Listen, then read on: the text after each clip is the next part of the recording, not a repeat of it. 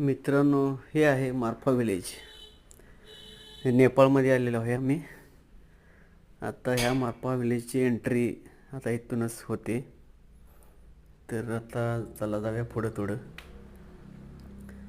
तर मार्फा विलेज हे सफरचंदाच्या बागा आणि दगडी घरे यासाठी खूप प्रसिद्ध आहे. आणि मोठमोठ्या पर्वतरांगांच्या बरोबर मध्ये असणारे हे मार्फा विलेज. आता मी एंट्री मारतो इथून.